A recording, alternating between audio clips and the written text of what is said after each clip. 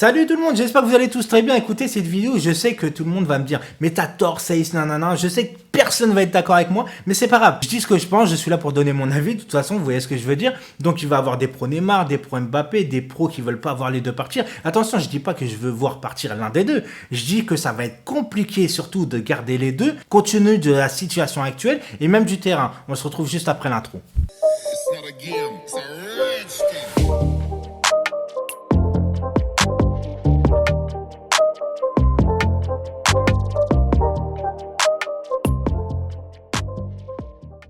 Tout d'abord les amis, je voulais remercier la radio France Bleu de m'avoir interviewé hier, voilà, c'était 5 minutes de passage, j'ai vraiment kiffé. Ceux qui n'ont pas vu mon petit passage, voilà, je mets la petite vidéo ici, vous pouvez la voir tranquillement. Donc Neymar et Mbappé, il n'en restera qu'un. Qu'est-ce que ça veut dire pour moi? C'est-à-dire que déjà on prend le contexte, le Covid-19. Crise financière. Alors oui, c'est vrai que le Qatar a beaucoup d'argent. Le problème, c'est qu'il y a des règlements dans le football. Et dans le règlement du football, il y a le fair play financier. Alors oui, encore une fois, le fair play financier a été allégé. Mais il faut quand même vendre pour pouvoir acheter. Et le problème, c'est que cette année, tu as déjà dépensé 60 patates pour Icardi, et donc je vais pas dire que les caisses sont vides, on va pas pouvoir recruter comme on veut. Genre Milinkovic-Savic, c'est mort, c'est trop cher. Koulibaly, c'est mort, c'est trop cher. Et de toute façon, je préfère un Marquinhos Kimpembe. De toute façon, si Koulibaly arrive, je sais que Tourelle va mettre Marquinhos au milieu de terrain, j'en suis persuadé. Et on a vu que par rapport à cette crise, de toute façon, il faut faire des recrutements intelligents. On a vu que Bakayoko, ça s'annonce de plus en plus proche, alors j'en parlerai que si c'est vraiment concret, parce que j'aime pas trop, tu vois, parler des rumeurs, si ça se fait pas, tu vois, c'est un peu stupide. Et dans tout ça, il y a aussi le renouvellement de Di Maria qui arrive bientôt en fin de contrat. Et donc, qui dit fin de contrat, dit aussi Neymar et Mbappé, contrat 2022. Ça coûte énormément d'argent de prolonger ces trois joueurs. Déjà, Di Maria, je pense que le PSG va le prolonger, c'est logique, parce qu'il fait des bonnes saisons, il est toujours au top pour ma part. Et Neymar et Mbappé, avec la crise financière, etc., comment tu veux prolonger les deux ? Parce que tu peux prolonger les deux, mais derrière, tu recrutes plus. Parce que je vous rappelle juste que prolonger un contrat, c'est revalorisation salariale. Et là, ça va coûter bonbon au Paris Saint-Germain. Alors, le Qatar ont les moyens, mais sauf qu'avec le fair play financier qui va se rattraper derrière, eh ben, il va falloir alléger la masse salariale. Et on vend pas.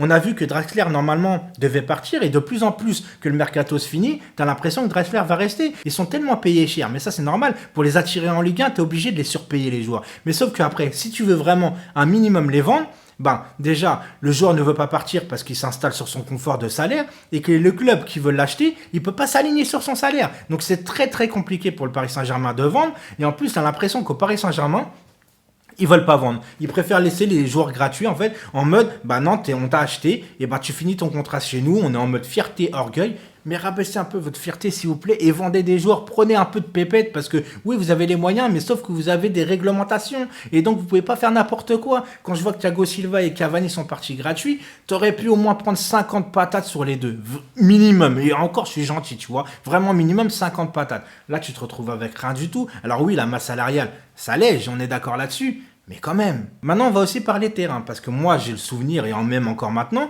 c'est Messi et les autres au Barça. Au Real, à un moment donné, c'était Ronaldo et les autres. Même à un moment donné, quand Neymar était au Barça, ça reste quand même Messi et les autres. C'est bien pour ça que c'est l'une des raisons que Neymar est parti pour plus être dans l'ombre de Messi. Donc, aujourd'hui, au Paris Saint-Germain, j'ai l'impression que tu as deux joueurs au même niveau, tu vois. Et ça fait un conflit d'intérêts. Alors ça se voit peut-être pas sur le terrain parce que c'est vrai qu'ils combinent tous les deux, mais ça se ressent sur le collectif. En fait, quand ils sont tous les deux sur le terrain, ils combinent que tous les deux. Et ça se ressent vraiment sur le collectif où tu as des joueurs qui sont en retrait, qui les laissent faire. Il n'y a plus rien, il n'y a plus de fond de jeu, que dalle. En plus, à mon avis, Tourelle qui doit donner des consignes. Tu donnes à Neymar, tu donnes à Mbappé et laisser les faire, tu vois. Donc c'est tout et n'importe quoi. Et quand je parle dans un club, il y a une star et les autres, c'est parce que moi, j'ai jamais vu dans un club, faut qu'on en parle quand même, des joueurs qui ont la prétention pré-saison d'avoir le ballon d'or au nombre de 2 dans un même club. C'est-à-dire que même au Barça, quand Neymar était avec Messi, comme je dis, c'était Messi qui voulait avoir le ballon d'or et Neymar le savait très bien qu'il ne l'aurait pas. Au Paris Saint-Germain, pré-saison, tu as 2 joueurs dans le même club quand même qui pensent quand même gagner le ballon d'or avant de commencer la saison. Et est-ce que c'est un problème? Je ne sais pas, sauf que j'ai jamais vu ça dans un autre club. Alors certains vont me donner la référence de oui, mais à un moment donné, Messi, Iniesta dans la même saison. C'est vrai, sauf que Iniesta, quand il commence la saison, dans sa tête, il se dit pas je vais gagner le ballon d'or. Il a commencé à y penser dans la saison où il a vu que ses performances étaient élevées et que tout le monde parlait de lui. Mais moi, je parle vraiment de pré-saison, dans l'objectif de commencer une saison en se disant faut que je sois ballon d'or, faut que je cartonne tout, faut que j'ai des stats de ouf. Et quand tu as 2 joueurs qui ont cette prétention-là, et pour moi, ça pose problème. Alors encore une fois, hein, je dis pas, sur le terrain, ils combinent tous les deux super bien. Mais il y en a un toujours qui copie sur l'autre. Tu vois qu'Mbappé il se Neymarise un petit peu, même si Neymar maintenant je le préfère dans son comportement à Mbappé. C'est ça qui est ouf. Au début on se disait, ouais Mbappé il se Neymarise un peu, il plonge, etc. Il fait un peu le malin sur le terrain. Et maintenant j'ai l'impression que Mbappé continue à faire de plus en plus le malin. En plus, en étant de plus en plus mauvais dans la finition, parce que tu as l'impression qu'il provoque plus, qu'il progresse maintenant sur le terrain. Alors attention, c'est un joueur exceptionnel. Et Neymar, t'as l'impression qu'il se calme et qu'il devient un membre vraiment essentiel. Enfin, il était déjà membre essentiel. Mais là, depuis l'année dernière, tu vois que le mec, il est impliqué. D'ailleurs, Mbappé, on ne l'a pas vu parce que, bon, bah voilà, il était blessé. C'est Neymar qui a pris les rênes. Alors oui, il a pêché en finition pendant le Final 8, mais Neymar, il a été le joueur de la saison du Paris Saint-Germain. Mbappé, il était absent, tu vois ce que je veux dire? Même quand il est rentré à Dortmund, même contre Leipzig, bon, il était un peu blessé. Mais on a encore toute cette finale en tête, je suis désolé. Mbappé, voilà, il rate un truc.